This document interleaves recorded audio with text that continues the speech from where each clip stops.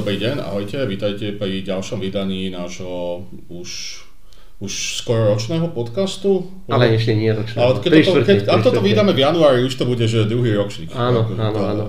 Tak vítajte, máme tu zase ďalšieho zaujímavého hostia. Poslednú dobu máme len hostí, čo je veľmi výborné a teda hostia sa ku nám tešia, lebo my sme na nich príjemní a milí. A tentokrát tu máme Janku Šepard. A Janka, povedz nám niečo o sebe, aby sme ťa nepredstavili zle. Je to veľmi ťažké pre mňa vždy sa predstavovať, pretože to, čo ja robím, nie je až také bežné na Slovensku. A odkedy som sa vrátila teda po 20 rokoch zo zahraničia, som žila vo Veľkej Británii, tak mám naozaj trošku problém to opísať a niekedy to trvá trochu aj dlhšie, tak dúfam, že máme veľa času. Máme jednak veľa času a jednak kľudne môžeš po anglicky a my to bude akože nadabujeme alebo dáme titulky. Ideme síce audio only, ale nejakým spôsobom to budeme vedieť zmanéžovať, že potom akože tie výsledlivky tam budeme môcť akože dať. Čiže moja vlastne pozícia alebo rola... Lebo toto sme už mali v predchádzajúcich dieloch podcastu, sme to mali aj iných hostí, ktorým chýbali v slovenčine slova na opísanie vecí. Čiže tento problém akože... OK, to ste už mali takýto. Takže není som unikátna. Som si myslela, že budem unique. Je to problém Slovenska, nie teba. Aha, dobre. Áno, to je problém s tou slovnou zásobou. Pritom naša slovná zásoba je veľmi široká. To ja viem, vy ste veľmi šikovní chlapci. Akože nie názov slovenská, že je veľmi široká. Vaša slovná zásoba. Máme slovíčok rôznych takých. No, slovenčina veľmi flexibilná na nové slová. Bohužiaľ, máme tu tie štátne regulácie, máme štátnu inštitúciu, ktorá nám povie, že nemôžete povedať hranolky, nemôžete povedať batoľa, pohovka. Hovník. Tak, hovník sa musí povedať. No, je to také... Dobre, preveď, ale poď ani ty. Je to také niekedy obmedzené a preto ja si myslím, že aj veľa Slováci používajú anglické slova, pretože nevedia nájsť ten správny výraz v slovenčine, alebo je dlho, alebo nejaký dlhý v podstate. Môžem si ešte uletieť? Moje najobľúbenejšie anglické slovo v slovenčine je combine. A to veľmi málo ľudí vie, že to stýklo, že combine harvester a postupne akože to ostalo, že aj ídzo slovenské, lebo došlo to z Ruska. Aha, to tiež je zaujímavé. A na margo toho, čo si hovorila, tak ja nemám rád zase, keď niekto naučí sa angličtinu a namiesto možno povie maybe, vieš, pochopím, keď povie niekto cudzie slovo tam, že ľahšie sa to vysvetlí tým anglickým slovíčkom, niečo jednoduchšie, ale keď už niekto sa snaží pchať tie anglické slovíčka na silu tam, kde to nemusí, tak je to také obťažujúce. Presne, a nadviažem na to, čo ja teda mám ako native angličtinu, by som mohla tvrdiť, ale neznášam, nemôžem tak až povedať extrémne, ale vyrušuje ma to, že keď povie niekto majte dobrý deň. Podľa mňa to vôbec nie je slovenčina, to je čisto preložené. Have a good day. A my máme na to pekný výraz, prajem vám pekný deň, alebo želám vám pekný deň, alebo hej, ale nie majte, veď to je úplne krkolomné, majte pekný deň. Je to slovenské? Áno. Také divné. Inak ja som také memečko videl a to bolo presne o tom, ale z angličtiny, že have a good day, potom bolo have a day, vieš, iba, alebo to, vieš, že už tak skracuje tá veta, že apostrof, a už to, už bude len zavrčanie. Tak už sme leniví aj rozprávať. Áno. Ale aby som sa vrátila k tej mojej teda roli a pozícii a čo vlastne robím, tak ja som teda v 15 rokov pracovala vo Veľkej Británii pre niekoľko britských prestížnych internátnych škôl, aj medzinárodných, lebo tam mali aj medzinárodnú účasť a vlastne moja pozícia sa nazývala Head of Admissions and International Marketing. Ja som bola vedúca nejakej prijímacej kancelárie v škole a mala som na starosti medzinárodný marketing, čiže my sme, ako si povedala, headhunting, my sme vlastne rekrutovali, robili nábor študentov zo zahraničia, z celého sveta do týchto škôl internátnych. Elitu ste si vyberali. Čiže v podstate stredná škola, keď mal človek 14-15 rokov, tak mal tú možnosť, že ísť študovať niekde na nejakú britskú školu a ty si bola ten človek, s ktorým to on rozoberal, či sa tam hodí, alebo menej. To je jedna vec a ja som cestovala, teda ja som v podstate za tých 15 rokov, čo som tam žila, 300 dní v roku bola mimo Anglicka. Úžasné. To znamená, že ja som precestovala celý svet, mala som to šťastie teda a teda asi skoro v každej krajine, som vlastne musela poznať ten systém vzdelávania, aby sme to mohli porovnávať a aby sme mohli zaradiť do toho vzdelávania v tej Británii. A nebolo to len prestížne, alebo teda neboli to len najlepší študenti, v niektorých prípadoch aj peniaze hrali rolu, ako vieme. Čiže vlastne nebolo zadarmo, že? Nebolo to zadarmo, sú to privátne školy, čiže aj oni musia z niečoho žiť. A vlastne funguje to tak, že tí Briti platili trošku menej v tých školách, vlastne ich domáci, hej, a tí zahraniční platili viacej. Tak by to asi malo byť, keď chceš podporiť svojich študentov. Zase napríklad Dánsko, to vysoké školy malo doteraz zadarmo, už aj tí tam dávajú nejaké poplatky. Dokonca si tak prilákali strašne veľa inteligencie z celého sveta, lebo každý chcel mať zadarmo vysokú školu kvalitnú a v Dánsku ju mohol mať. No. Aj na Slovensku máme zadarmo vysoké školy, ale tá úroveň sa nedá porovnať. My máme aj tu na Slovensku jednu takú strednú školu, s ktorou teda spolupracujem, odkedy som sa vrátila. Je tu teda škola Leaf Academy, sa volá, neviem, či platby cez PayPal. Ona bola dlho platená zo sponzorského príspevku, myslím, HB Revis a tam bohužiaľ sa to otočilo a teraz asi taký fundraising tam je, nie? Ešte stále je tam nejaká podpora, ale už o mnoho menej. Tam sa lialo 4 milióny ročne do toho. Oni mali taký program Growny, sa mi zdá? Stále to funguje. Oni sú dve platformy, je Leaf Academy a potom je Leaf, ktorý sa zaoberá inými aktivitami, vzdelávanie učiteľov, hej, alebo návrat šikovných profesionálov naspäť na Slovensko. A Leaf Academy vlastne sa zaoberá študentami, oni teda propagujú entrepreneurial leadership, podnikateľské líderstvo a vlastne americké kurikulum a potom vlastne je tam o to, že šikovní študenti, ktoré si nemôžu dovoliť to zaplatiť, tak vlastne sú tam tie štipendia, ktoré ponúkajú, ale zase je to pre zahraničných plne platiacich. Čiže domáci Slováci z celého Slovenska sú vlastne polovica, 50%. Sú to tí šikovní študenti, ktorí by inak sa nedostali tú možnosť sa tak rozvíjať. Čiže je tam ten biznis model, že keby sú dotovaní naši slovenskí študenti z toho, že nejakí iní neslováci vlastne platia vyššie školné. Presne tak. A teda sa aj fundraizuje, aj teda stále máme nejakých donorov. Ešte stále sú ľudia, ktorí chcú podporovať dobré školstvo. No vieš, mne sa to 50 rokov veľmi páčilo ten ich projekt, ja som sa aj nejak obšmietal okolo toho, ale tak akože všetci sa posúvame, takže viem, poznám a obdivujem. Áno, oni majú aj internát, čiže vlastne tu z celého Slovenska aj teda tí zahraniční môžu bývať, tak je to celkom taký zaujímavý koncept. A teraz robíš iba pre nich? Nie, to ja im tiež pomáham, ja som im nastavovala teda vlastne ten medzinárodný marketing a teda oni majú nejaké kvóty, ktoré tiež potrebujú, aby tých študentov priniesli každý rok. A tie kvóty nastavuje kto? Tie kvóty? Tu si management, hej. A vlastne ja dostanem za úlohu, že potrebujú 15 zahraničných študentov, každý z iných krajín, lebo nechcú mať samozrejme jednu krajinu. Tie národnosti musia byť. A ja som videl, že si bola na Tajvane, v škole môjho priateľa, Ricarda Huanga, on má tiež súkromnú školu a tam si tiež bola robiť takýto headhunting, alebo to už má vlastne tiež strednú školu? Áno, to bolo vlastne pre Leaf Academy, tam som vycestovala, aby som sa trošku aj teda zoznámila s tou ich školou, pretože oni robia takýto podobný koncept. Je to pre nadané deti a tiež je tam dostávajú scholarshipy, teda štipendia po našom. Trošku som tam išla nabrať nejaké informácie a chceli sme vlastne aj nejakú spoluprácu nadviazať, že nejaký výmenný pobyt pre študentov. No to sú veľmi šikovné deti tam, ja som to zažil, ja som tam strávil pol dňa na tej škole, ale to, čo tam 15-ročný chlapec vyvíja normálne, že ventily pre raketové systémy, keď štartuje raketa, aby tam, akože niečo neuveriteľné, že... Presne, no. My akože asi viac Slovákov potrebujeme posielať na Tajván, nech sa naučia takej aj iné kultúre. Disciplíne, robote, lebo tam bežne sa pracuje 12 hodín denne, že... No možno nie len na Tajván, tam je rôzne sú krajiny, aj teda vzdelávacie inštitúcie, kde by a ja to stále hovorím, že my by sme mali začať od toho útleho detstva. Všetci tu hovoria, že vysokú školu do zahraničia, ale podľa mňa už to je neskoro.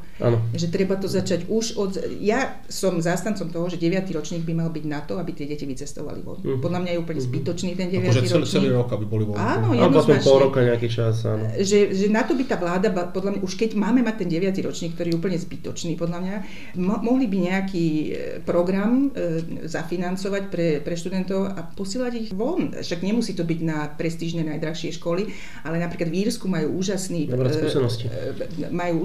program, že ten 15-roční študenti, ktorí nevedia, čo budú, lebo nie všetci sú vyprofilovaní samozrejme, ktorí nevedia, čo budú ďalej robiť, tak majú taký rok, to sa volá, že transition year, a oni im vlastne otvárajú dvere v tom roku. Dajú im možnosť ísť niekde do obchodu robiť, alebo do nemocnice, alebo na políciu, alebo do fabriky. Hej, že takto im dávajú možnosti vyskúšať, lebo ani nevieš, keď nestretneš sa s tým, nemáš skúsenosti. Ja som tiež nevedel, keď som mohol. No ja už ani po prvýške som ešte nevedel, že čo by som chcel robiť. Ale áno, stane sa, že rodičia aj mne napríklad rozhodli, že pôjdeš toto študovať, hej, a pritom ja som chcela ísť napríklad na herectvo, hej. A hlavne, že život je dlhý, takže to sa nedá niečo vyštudovať dnes také, že a robiť ďalších 50 rokov. To je... Presne tak. A sa vyvíja život vlastne teraz pri aj nástup AI výrazne zmení ten spôsob hry. Úplne. To, ja si myslím, že vôbec sme na to nie pripravení. Samozrejme vo svete, v Amerike a vo Veľkej Británii sa už k tomu prispôsobujú, ale Slovensko je... My sme skostnatení brutálne. My tu ešte máme socialistické metódy. Že keď sa schováme do ulity, že možno to prehrmí a zase sa vynoríme v tom 19. storočí a všetko bude super, ako vždy bolo. Príde nejaká solárna búrka, zruší všetku elektroniku na svete a vtedy budeme my tí trendy, lebo budeme mať ešte spôsoby z 19. storočia. Priemyselnú revolúciu, budeme tu ťažiť uhlie. Ešte nejaké ostalo asi, tak môžeme ho vyťažiť. Odložilo sa, ukoveme si vlastný tank ako Rusi. Áno, však Nemci sa vracajú k ťažbe uhlia, takže teraz... Ale to treba sa odložiť, ale tam oni spravili väčšiu hlúposť atomové elektrárne. Tak áno. V podstate politika nás trochu zblížila, však prečo sa za to hanbiť? Akože... Áno, však určite. A podľa mňa by sa malo o tom rozprávať aj na školách. To je ďalšia vec. Čiže k školskej politike, ja mám taký názor tiež, že je to málo liberálne, tu na príliš skostatne, veľmi rigidné sú tie všetky osnovy. A tiež si myslím, že 9. ročník je že úplne zbytočný. Ja som sa mu vyhol napríklad vo svojej školskej dochádzke a nemyslím si, že mi niečo chýba. Tiež si myslím. No ja si myslím, že bola posledný ten ročník, ktorý ešte bola osmička, už potom začínala devina. Alebo nie, my sme, áno. No bola povinná 10-ročná dochádzka, čiže ak niekto v 8. triede sa príliš flákal, tak museli ísť do nejakej 9. A ešte keď sa tam flákal, ešte bol nejaký ročník, myslím, že opakoval 9. A potom už išiel ako niekde na úrad práce alebo tak. No. Ale toto je taký tiež paradox, lebo ešte ideme do deviny a potom ešte keď idú na nejaké bilingválne gymnázia, to je ďalších 5 rokov. Oni tu končia 20, to už majú koľky v zahraničí 2 roky vysokej školy. Vysokej školy, jasné. Aj 3. Ja som v Rusku napríklad už 3, lebo 17 ja s týmto nesúhlasím. Ja si myslím, že ten človek jednak 19 rokov ešte úplne že nevie, čo by chcel robiť celý život. Čiže podľa mňa po tej strednej škole by mal seba spoznávať ešte nejaký rok, 2 a možno až po tej 20-ke sa prihlási na vysokú školu, keď už má v sebe jasno. Potom sa ťažko vracia do tej školy, lebo ty kontinuálne, vieš, sa vzdelávaš, no tak prídeš na iný systém tej vysokej školy, lebo tam je náporové učenie, ale ideš kontinuálne. Ja si teraz neviem predstaviť, že by som išiel začať podnikať, robiť niečo, potom, že kurník, teraz sa idem vrátiť do školy. Že začneš študovať. Ale ja poznám veľa ľudí, ktorí to spravilo a to zvládlo. Ako jeden rok sa ešte dá, si myslím, ten gap year, že na to poznávanie, ale už dlhšie si myslím, že potom je problém sa vrátiť späť. To ťažko človek naštartuje. Rutín, štúdia. Ja som mal keď spolužiakov, ktorí nešli, ale videli, ako my v podstate si aj užívame, že tá vysoká škola popri nej sa dá zarábať peniaze, dá sa robiť čokoľvek. To nie je také, že každý deň od rána od 8 do 3, ale sú tam tie semináre. Vysoká škola je tak ťažká, ako si ju spravíš. Áno. Naozaj tá voľnosť. Alebo akú si vyberieš, že? Na Slovensku je veľká voľnosť vybrať si ľahkú vysokú školu. Tak dneska je kopu nových, aj všelijakých súkromných, kedy si to nebola až taká možnosť, ale áno, súhlasím s tým. Tak ja som sa napríklad teraz vrátila do vysokoškolských lavíc, ak to môžem tak povedať. Začala som teda v 53 študovať opäť. Okay. To ešte nie je tá škola 3. veku, prosím. Nie. Dobre, pre istotu radšej. Skoro už som neďaleko od toho, ale nie. To tak povedala, vieš, že som sa vrátila. Tak áno, lebo to je dosť dlhý čas na to, aby sa vrátila. Človek si spomenul, ako sa študoval a ako sa sklbiť ten čas, pretože človek ja to napríklad až tak nepotrebujem, nemusím, ale tiež som si povedala, že kvôli tomu, aby som viacej tie mozgové bungy cvičila, pretože keď sa pozrieme okolo seba, problémy s pamäťou a demencia jedno s druhým, tak som si tak povedala, že trošku to ponaťahujem ešte. Ostaneš svieža. No dobré, a teraz na Slovensku robíš pre túto školu, ktorú si povedala? Áno, tým pomáham vlastne s medzinárodným marketingom a náborom študentov. A okrem iného mám ešte teda svoju agentúru, ktorej teda konzultujem s rodičmi a so študentami, kde by chceli ísť študovať a čo potrebujú, akú strednú školu, respektíve aký certifikát predtým, ako sa dostanú na vysokú školu. Pretože niekedy to je už naozaj neskoro, keď v 4. ročníku začnú uvažovať, že chcú ísť na nejakú vysokú školu a zistia, že vlastne nemajú nejaké certifikáty, ktoré sú potrebné pri príjmaní v zahraničí. Čiže snažím sa rodičom hovoriť, že majú začať skôr aj tie deti vlastne posielať do tých škôl do zahraničia, keď majú tú možnosť samozrejme. No a okrem toho všetkého ešte organizujem aj veľtrh zahraničných škôl v 4 krajinách, vlastne na Slovensku, teda v troch, lebo v Prahe a v Brne to sú 2 a vo Viedni. A cítiš nejakú podporu z pozície, ja neviem, či už nejakože lokálnej nejakej verejnej správy alebo na národnej úrovni týmto aktivitám, alebo je to skôr také, že prehliadané? Ťažko povedať, nikdy som nejak ani nežiadala o nejakú podporu, ale ako ponúkala som svoje nejaké vedomosti a expertízy. V tom zmysle, že zriaďovateľ, neviem, že strednej škôle je napríklad Vúcka, takže či tam akože posielajú ti učiteľov, študentov, aby sme išli pozrieť. No práve, že toto je ten problém. Ja okrem iného robím aj prednášky na stredných školách o tom, aké sú najznámejšie programy v zahraničí, aké sú možnosti. Ja to robím zadarmo, robím to preto, aby som otvárala tie obzory tým študentom a je veľmi ťažké sa dostať do tých škôl. Neviem, jak ma vnímajú asi nejakú infiltrátor, ktorý chce zobrať študentov a pritom ja to úplne nezišne, lebo chcem, aby teda vedeli o tom. Lenže napríklad ten gatekeeper, ten riaditeľ alebo tá zástupkyňa, ktorá tam sedí 30 rokov na tej pozícii, povie, my také aktivity nepotrebujeme. Hej. Nevnímať to komplementárne, ale konkurenčne. Že nevie si to predstaviť, že vlastne je toto výhoda aj pre ich školu v dlhodobom horizonte, presne, ale skôr tam vidí, že teraz budem musieť 2 papiere nejaké navyše roboty. A to je jej subjektívny názor, lebo napríklad študenti ma oslovia. Nie je to prospech školy, ale... Presne, vám to možno netreba, ale tým študentom by to ako prospelo, aby radi si to vypočuli, lebo ja to robím v angličtine a robím to počas lekcií angličtiny. Čiže učitelia angličtiny majú hodinu s angličtinárkou, alebo respektíve s človekom, native speaker skoro. A ešte sa aj dozvedia nejaké zaujímavé veci. A to myslím si, že narážaš na ďalší problém, lebo tí učitelia angličtiny, teda aspoň za mojich čias, tak ja som v 3. ročníku išiel do Londýna na celé leto, som tam našiel robotu, aj som sa teda výrazne zdokonal v angličtine samozrejme. Vrátil som sa naspäť a videl som, že o mnoho lepšie angličtinu ako moja angličtinárka, ktorá mala celý biznis plán postavený na tom, že nič neučila tých študentov, ale potom povedala, že môžete prísť ku mne na doučovanie, zaplatíte si samozrejme, ale ja vás pripravím na tú maturitu. A ja som jej bol trňom v oku, lebo ja som na to hodne spal, lebo keď ona nám dala robiť také veci, čo ja som mal že maličku, tak ona ma neznášala a samozrejme zmaturoval som na Ačkovú maturitu, ktorý bola Ačková, Bčková, ja som na tú Ačku, mal som ešte aj ten City Guild Spitman Qualification Certificate, akože tie veci, ja som brutálnym trňom v pete, lebo videla, že ja ju nepotrebujem a ešte aj tú morálku, že som znižoval v tej triede, že nebudú si jej platiť doučovania a to bolo brutálne, že takíto učitelia boli... Mohla že ty si začal doučovať svojich spolužiakov, nie že znižoval morálku. Ten paradox, že na Slovensku sa učilo, vieš, to úplne nechutné doplňanie tých predložiek a takéto. Absolútne sa neučilo komunikovať, rozprávať a to je dôležité a nie vedieť však ale to sa naučíš, keď budeš rozprávať, ale ona sama nevedela poriadne po anglicky. No ja ti poviem príhodu, že ja som napríklad na strednej škole v 2. ročníku tiež mala tú angličtinu asi dobrú a učiteľka nám kázala, že si máme založiť nejaký slovník so slovíčkami, čo som nepokladala za dôležité. Tak si predstav, že ona mi dala 5 na pol roka, normálne ma nechala akože prepadnúť, len za to, že som neuposlúchla jej a pritom ja som to nepokladala za dôležité, hej. Dôležité vedieť tie slovíčka, nemá slovníček. O 20 rokov spätne, keď sme mali stretnutie zo strednej školy, tak som jej povedala, že ja učím teraz angličtinu, hej. Bola prekvapená, alebo si to nevedela predstaviť. Úplne, že... Bo si myslela, že vedieť, že slovíčka v slovníku poznať, že to je znalosť angličtiny. Práve. Okay. Akože výrazne to pomáha, keď poznáš slovíčka. Áno.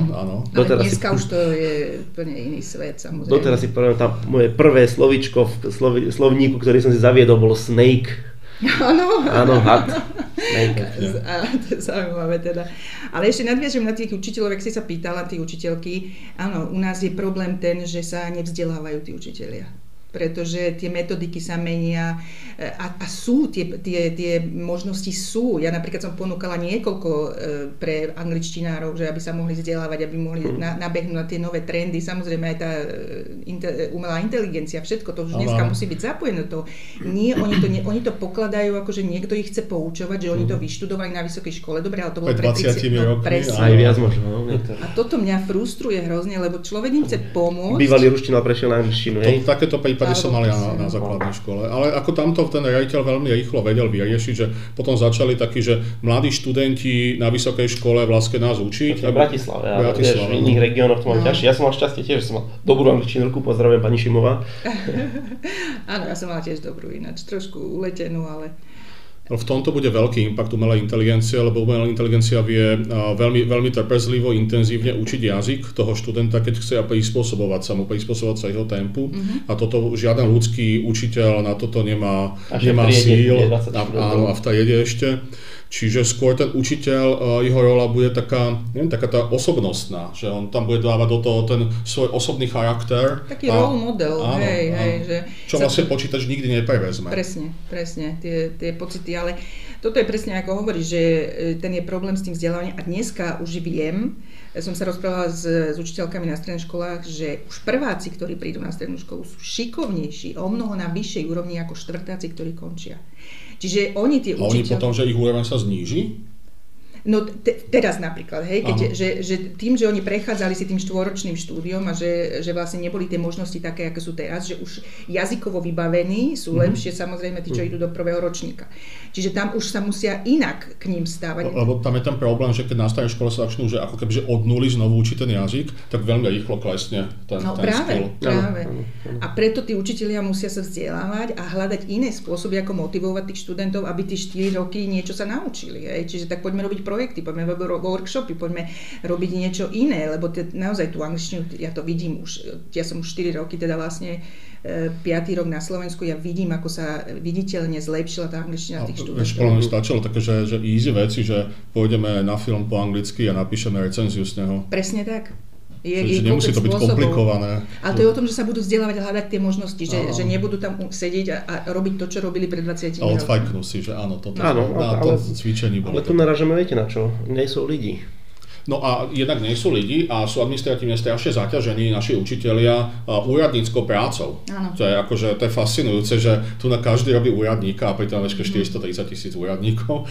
No, tak to isté doktor je ďalší. A to je ďalšia vec, áno. Áno, ja len dúfam, že teda ja som zastanca toho, aby sa vracali tí ľudia naspäť z toho zahraničia, ktorí tam prežili nejaký čas a treba ich motivovať. Bude to ťažké. V súčasnej to je teraz, áno. Povedz nám tvoj názor na taký Erasmus. No tak Erasmus je dobrý, ale odkedy bol Brexit a Veľká Británia odišla z Európskej únie, tak už to nie je až také zaujímavé možno pre niektorých študentov, lebo tam to nespadá, ale zase je tam Írsko a celá iná Európa. Podľa mňa je to dobré, sú možnosti, ale zase keď to chce škola robiť, tá byrokracia, aby sa zaregistrovali do toho programu, je strašná. Pokiaľ tam nemáte tú osobu, ako sme hovorili, oni látajú, aj tí učitelia, tam si nemôžu dovoliť niekoho, kto by len toto robil. Čiže tam to zlyháva, podľa mňa, na tej administratívy. Som mal veľa spolužiakov na výške, ktorí boli takto a tí to veľmi chválili. Je to len čo úžasné, že skúsenosti. Áno, u nás sa vysoké školy sa viacej do toho zapájajú. Je možnosť aj základná škola, aj stredné, ale skrátka není tam tie vedomosti sú. Brat bol takto počas strednej školy na rok v Amerike, že kvázi tam študoval 1 rok a tomu neskutočne veľa dalo. Sice bolo to drahé, nebolo to úplne lacné, ale prišiel ako iný človek. Tam odchádzal ako samko a vrátil sa samo. Už dospelý človek viac menej. Bol trošku ovplyvnený v Amerike, musel sa potom trochu vrátiť, lebo to je ten iný štýl toho, že však ja som niečo viac tam, keď som tak vychovávaný. Ale dalo mu to brutálne veľa. Tú konfidencii prinesú vo veľkom balíku. Určite. Ale zase je to dobré, lebo tí Slováci podľa mňa majú na to, len nemajú tú confidence, hej. Sebavedomie, hej. Že v tomto je to dobré, lebo ja koľkokrát vysvetľujem aj rodičom, že tu nejde o to, že tam naberú vedomosti alebo sa naučia lepšie matematiku. Tam ide o to, že naozaj osobnostne sa posunú a ten rozhľad a ten rešpekt a tie kultúry rôzne, s ktorými sa stretnú, ktoré nám tu chýbajú. A riešiť problémy za seba, lebo však oni sú tam na seba odkázaní, majú tam nejakého mentora, národného rodiča je to iné ako rodiča. A dneska, bohužiaľ, z mojich skúseností, rodičia sa boja púšťať deti zo zahraničia. Ja sľubujem, že sa nebudem. Lebo sa boja, že nebudú mať ten... Prídu do svojho maznáčika. To nie sú deti, ale to sú ich maznáčika. A pet project, áno. A že nebudú mať ten dohľad nad nimi a nemôžu ich vychovávať tak, ako by oni chceli. Že niekedy to je vidieť, že to dieťa tak strašne chce a tí rodičia, ale nie, kde by som ja môjho maznáčika pustila. Presne. Inak počúvajte, toto vám musím povedať a to je dobre, že odznie. Včera som pozeral Hotel Transylvania 2. A to je veľmi taká milá rozprávka. Jednotka bola veľmi milá, dvojku spravili tak, ale tam normálne, že parodovali presne týchto rodičov, ktorí z detí spravili svojich domácich miláčikov. Tam akože reálne dávali tomu dieťaťu, že dá mu avokádo, bude jesť, lebo to sú zdravé tuky. Akože, úplne, že tieto také šialené veci, že nemôžu zobrať, lebo sa mu náhodou niečo stane. No, že ja keď som išiel von, moji rodičia nevedeli, som sa padol, zašpinil, ja neviem, zlomená, teda natiahnutý sval a sádru.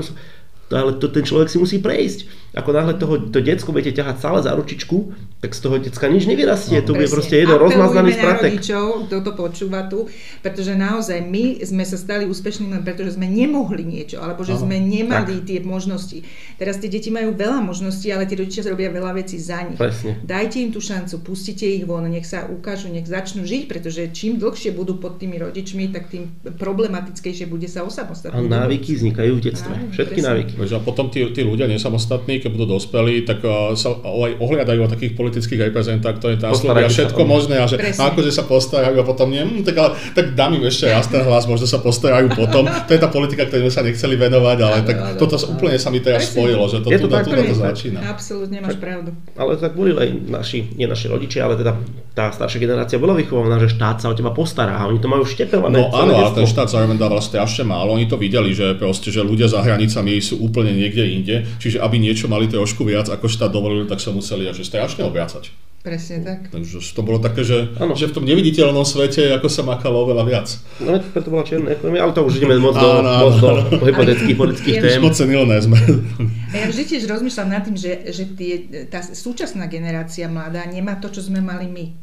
Že teraz to ešte tak nie je vidieť, ale možno ďalšia generácia to pocití o mnoho viac, pretože my sme boli inak, my sme ten drive mali taký iný, si myslím. Ako nestávam sa do role nejakej starej ženy, ktorá tu teraz ide poučovať, ale na niečo to bolo podľa mňa dobre, že sme nemali tie možnosti až tak, lebo sme chceli to poznávať. Dneska si otvoríte Google, alebo sa opýtate Alexy, alebo ChatGPT a všetko vám povie, hej, že neviem si predstaviť, čo si vymyslíte, že ako tá budúca generácia bude fungovať. No budú riešiť problémy, ktoré my ešte ani nevieme, že existujú. A tie problémy prídu. A niektoré tie problémy robíme my teraz a niektoré proste vzniknú, lebo taký je život. Ja by som si nemyslel, že sa bude žiť že nejak oveľa lepšie. Akože možno materiálne to bude jednoduchšie, ale ľudia budú riešiť stále nejaké problémy. Ty si určite tiež zažil, keď si bol malý, tak tvoji rodičia hovorili, že keď my sme boli malí, tak my sme to robili takto. No tak teraz to zase je tak, že keď oni sú mladí a my pozrieme na nich, že oni sú na tom Instagrame na 300 fotičiek, videík, tak si povieš, že... povedať tak teraz. Povieš si, že... A tiež som videl také zaujímavé memečko, že ľudský cyklus, hej, že nejaká tá stredná, ten vývoj, už keď začne byť technológia, vyvinutie AI, zotročenie AI ľuďmi, teda AI zotročenie ľudí a potom príde solárny vývoj a znova worshipping the sun god, hej, že uctievanie boha slnka a potom znova tak cyklus. Keď ja nemám strach, keď vidím, ako raketovým tempom napreduje tá AI. Teraz som čítal, že Google vynašiel nejaký kvantový čip, čo spraví niekoľko miliardovú operáciu, čo by normálnemu počítaču trvalo niekoľko rokov. Tak prelomí ti heslo, no. To je za pár sekúnd ti prelomí akékoľvek heslo, že to je proste raketa. Je to také trošku aj, pre mňa je to také scary, lebo naozaj nevieš, čo môžeš strašidelné, od toho čakať. Také strašidelné, hej, že nevieš, čo môžeš od toho čakať a že ako to ovplyvní naozaj tie životy a celkovo, keď si spomínal, že si videl film včera, ja som zrovna zase videla film včera o tom, ako vlastne vyslali družice do vesmíru a ovplyvňovali počasie. Že tiež, že to podľa mňa tiež nás to čaká, lebo pri týchto všetkých katastrofách, ktoré momentálne máme na svete, poveternostné. Oni boli asi aj predtým, len sme ich menej vnímali, pretože nebolo toľko mobilov, nebolo toľko... No, tá klíma sa mení. Keď pozrieš tie meteorologické modely, tak je to tak, že trošku sme zasiahli do tej planéty. A on ako planéta to prežije, ale akože my s tým budeme mať problémy.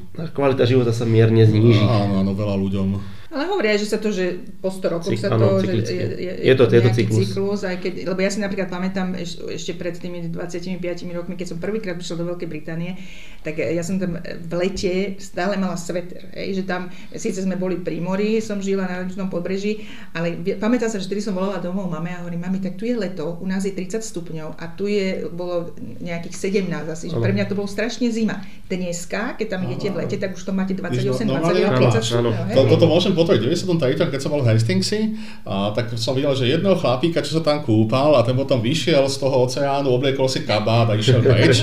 A teraz, keď som bol minulý rok v Brightone, však to je len kúsok a tam sa akože všetci sa kúpali, to normálne bolo tu na zlatých pieskoch. Áno, že naozaj sa to mení, ale ako nechcem povedať, že to je tým oteplovaním. Možno aj náhoda, nie? Že...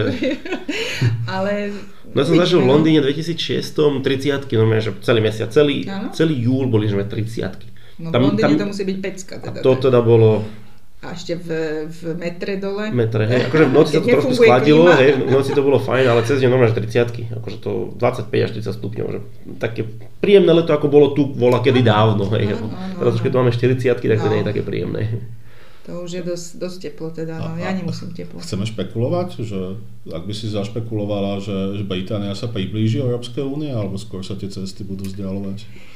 Vieš čo, ja teda chodím pravidelne do tej Veľkej Británie, skoro každý mesiac, mám tam stále nejaké aktivity a rozprávam sa s tými ľuďmi, pretože dôvod, prečo som konce koncov aj odišla, bolo, lebo naozaj ten postoj tých ľudí sa zmenil po tom Brexite k ľuďom, ktorí nie sú rodení Briti, teda veľa tam bolo tých prisťahovalcov, vieme, že je veľmi globálne to Anglicko a špeciálne ten Londýn. Veľmi kozmopolitné a predtým to bolo také, že to bolo také, nikto o tom moc nerozprával, hej, ani v pube sa o tom nerozprávalo, pri drinku, ani teda nikde, ale ako náhle prišiel ten pán Farage, ktorý vlastne začal celú tú problematiku a končilo to teda tým Brexitom, vtedy tí ľudia ako keby tak dostali taký nádych a začali o tom viacej rozprávať. Aha, tak my už to chceme toto vlastne a už sa nebáli tak o tom viacej rozprávať, že my chceme vlastne, aby sa vrátilo naspäť tá Británia spred 50 rokov. A teraz, jak sa tam vraciam, a už je to teda nejaký ten pátek odtedy, tak zase tí ľudia naopak hovorí, Ježiš, nemáme tu ľudí, všetci Európania odišli, ktorí tu pracovali, lebo naozaj všetci tam neboli na podporách, tam pracovali tí ľudia. Začína to chýbať, že? A začína to chýbať a teraz som sa pýtala, že čo, dá sa to nejak, lebo teda sú pri moci lejbristi teraz a vlastne iniciovali to konzervatívci v podstate, aby vyhrali teda tie voľby vtedy. No a tí lejbristi teda tvrdia, že by sa to mohlo zvrátiť, ale majú tam zákon, že nemôžu takéto referendum robiť iba raz za 10 rokov. Áno, ale však to sa pomaličko blíži. No, lenže podľa mňa tie nastavenia, tie legislatívy, všetko, ešte stále sa to vlastne doťahuje a neverím, že to znovu by chceli. Ale vieš, nemusí byť referendum, môžu byť asociačné dohody, ktoré môže Británia podpísať, hlavne ohľadne školstva, tak tam to je fakt, že easy, to akože budú vedieť, akože viac spolupracovať s Úniou. No, možno, aj keď teraz tam zvyšujú DPH na vzdelanie, na preškoly súkromné, 20% pridali, takže to bude likvidačné pre mnoho súkromných škôl, teraz tam to hrozí. Takže budú chcieť asi aj študentov, lebo oni aj cítia samozrejme tie nedostatok tých študentov, jak sa zvýšili tie ceny, takže verím, oni by mohli vstúpiť do Erasmu projektu, aj keď nie sú v Európskej únii. Však napokon v Erasme je veľa krajín, teoreticky určite by sa to dalo, či to lejbristi chcú, to je otázka, pretože oni neuznávajú moc teda súkromné vzdelávanie. Až takto? Áno, to preto oni tú DPH-čku teraz dali na to súkromné vzdelávanie. Akože chcú eradikovať, vymazať ich, že? Áno, že každý má mať nárok na rovnaké štandardizované vzdelanie. Nevedia sa poučiť z nášho negatívneho proste vývoja. Teraz oni si myslia, že to zaregulujú tým spôsobom, že to bude optimálne fungovať. Tak. A pritom kapacity v štátnych školách nie sú. Ale si sú pravicoví, nie? No, lavicoví. To je niečo ako PSK. Áno. Fú, toto vyjažeme. A konzervatívci sú skôr pravicoví. Konzervatívci niečo ako my sme boli spolu v tej európskej, ICR. Áno. Nie, lejbristi sú veľmi sociálne orientovaní. Veľmi silno by som až povedala. No, agendu ľudských práv oni majú dosť silno. Áno, Čiže demokrati v Amerike, tak oni sú vlastne. Áno, to je dosť podobné. OK, tak to som... Čiže oni nemajú radi privátne vzdelávanie, nemajú radi bohatých Britov, ktorí dedia milióny z generácie na generáciu lordov a takých. Inak, ale toto som videl, lebo však nejakých aj followujem a že v podstate veľmi veľa majetkov má stále akože maličké percento Britov, ktorí si toto držia, že tam akože do istej miery však tam je vysoká sociálna mobilita, ale napriek tomu, že sú nejaké segmenty, ktoré stále tie tradičné rody ešte ovládajú. Áno, tam sa to dedí z generácie na generáciu, ale aj sú ľudia, ktorí naozaj nahonobili milióny, poznala som niekoľko a teraz zomierajú, sú sami. A oni normálne tie peniaze, tie milióny dajú na nadáciu pre mačky alebo pre psov, že neuveriteľné, kde oni takto vlastne, alebo prepadáva kopec aj štátu tie peniaze. A to tá lepšia varianta, keď to prepadne štátu, ako keď to dá na mačky. Neviem. Akože sú to ich peniaze a môžu to použiť ako chcú, to ja by som to vôbec nehodnotil. Ja už som videl aj zbierku pre tigre s Downovým syndromom a teda to už mi príde too much. A radšej keby dali tie peniaze na starých ľudí, na opateľ pre starých ľudí, lebo aj na Slovensku je veľa prípadov, kedy ľudia sa viacej starajú o svojich domácich miláčikov ako o svojich starých rodičov. Toto sa už klasici v starom Ríme sťažovali, že sú ľudia, ktorí preferujú svoje domáce zvieratka pred ľuďmi. Asi je to nejaká ľudská vlastnosť, že vieme si proste nejakého tvora, čo máme v domácnosti, spraviť akože mentálne, že je nám bližší, ako proste ľudia, s ktorými si myslíme, že nezdielame nič, lebo ja neviem, bývajú na dolnej časti ulice. Áno. My sme taký špecifický, ja si myslím, slovenský národ. Ja som veľmi vďačná za to, že som mohla prežiť nejaký ten čas v Anglicku a keď som sa vrátila, tak som strašne chcela, mala som takú misiu, že budem tu roznášať také dobro, láskavosť a že učiť tých ľudí, že aj napriek tomu, že máme iný názor alebo sme inej pleti, tak môže byť k sebe dobrý. Že prečo? A prvý rok, viem, že som chodila na poštu alebo do týchto všelijakých, som sa vybavovala živnosť a tam boli strašne nahnevané tie tety. Aj sú doteraz stále. A snažila som im to vysvetliť a hovorím, prečo ste taká na mňa? Ja chápem, že ste mali niekoho predtým, ktorý vás nahneval. Neviem, či sa niekto dá akože rozveseliť, vieš, ten cheer up, že vy vyzeráte strašne námosujeme, že prečo ste námosujeme? No, ale ja potom na to poviem, že pozrite sa, ja sa na vás usmievam, ja som na vás milá a teraz ten ďalší človek... Škriajte sa na mňa ešte viac, budú podráždení. Áno, ale ja hovorím, nie je to príjemnejšie, keď ja sa na vás usmejem, vy sa usmiete na ďalšieho, prídete domov a neprídete so zlou náladou, ale prídete s dobrou náladou a zase na tú vašu rodinu sa budete usmievať, že nie je to ten reťazec milý, že ja chápem, že aj tí Briti sú dvojtvárni, že to možno nemyslia tak vnútri ako to, ale mne je to jedno. Hlavne, že sa na mňa usmievajú, sú profesionálni, tam, kde majú byť na tých pozíciách, sú profesionálni, usmievajú sa, opýtajú sa, ako sa máš, aj keď ich to nezaujíma, ale je to vždy lepšie ako, no čo chcete? To je najhoršie také. Ďalší. Ako mňa to strašne vyvádza. Poznám aj takú úradničku, čo tak zdvihne telefón, no a čo chcete? Sa spýta, to teraz 2024, ja som si úplne, že hemorrhoid ma začal harísť. Ale na toto musím povedať, že ja sa stále usmievam a pomáha. Áno, keď určite. Sa usmievate vy, väčšinou sa usmieje človek nazad. Tak sa usmievam. Toto by som chcel povedať, lebo však sú národy alebo etnické skupiny, ktoré vravia, že smeje sa len hlupák na verejnosti, no jednak úsmev a smiať sa je trochu iná rozdiel.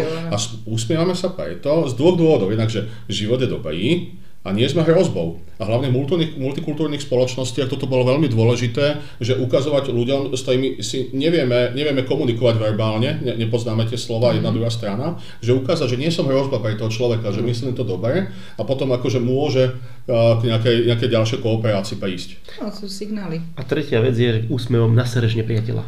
To nechcem. Počkaj, ale to zase nemôžeme až takto ísť. My sa bavíme o tej pozitívnej stránke. Ale keď ťa nikto nemá rád a ty sa usmievaš, tak on ťa ešte viac nemá rád a nech ho praští. Lebo vie, že jeho život nie je dobrý, keď celý život sa snažil znižovať kvalitu života ostatných ľudí na tú svoju, stále je on nižšie. To je ďalšia slovenská vlastnosť, že krabia mentalita, neviem, či to poznáte.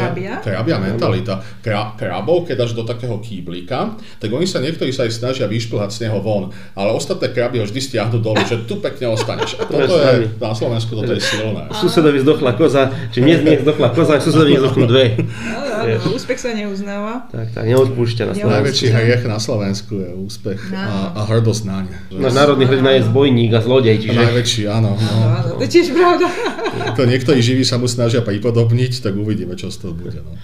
Dobre, Ani, vieš nám povedať nejakú dobrú recenziu na knihu, film alebo udalosť?